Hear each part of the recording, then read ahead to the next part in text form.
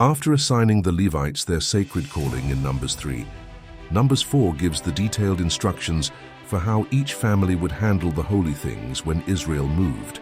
This chapter shows that God's presence travels with his people, but he must be carried with reverence, order, and fear.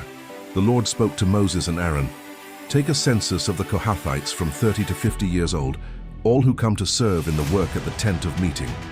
Only those in their prime years, strong, mature, and spiritually ready, were tasked with the most delicate and holy work." The Kohathites were assigned the highest honor, carrying the sacred objects of the tabernacle. But they did not prepare the items.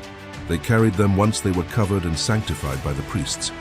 The Kohathites, carriers of the holy Aaron and his sons, first entered the sanctuary when it was time to move. They covered the Ark of the Covenant with the veil, then with leather and blue cloth, a royal covering for the throne of God. The table of the presence bread, the lampstand, the altars, and the holy utensils were also wrapped reverently. Then the Kohathites came to carry them, but only after everything was covered. The Lord warned, "They must not go in to look at the holy things even for a moment, or they will die." The message is clear. The presence of God is holy and awe is not optional. The Gershonites, curtains and coverings. The sons of Gershon were counted next, men aged 30 to 50, ready for duty. Their task was the fabric of the tabernacle, curtains, coverings, screens, and ropes. Their work was supervised by Ithamar, son of Aaron. They handled the beauty and veil of God's house, the elements that shielded his glory, and formed the sanctuary's sacred boundaries. The Merarites, foundations and structure. Finally came the Merarites, also 30 to 50 years old.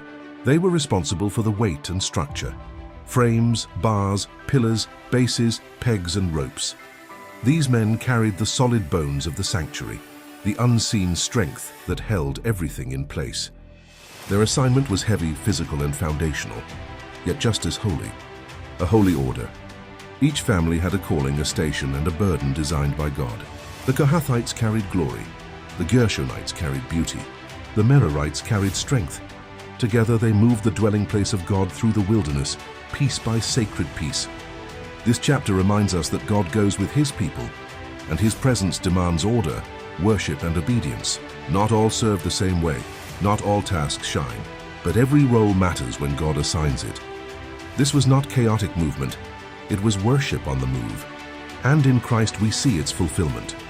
We too are called living temples, 1 Corinthians 6:19, carrying his presence into the world, each gifted uniquely, each needed, each sacred.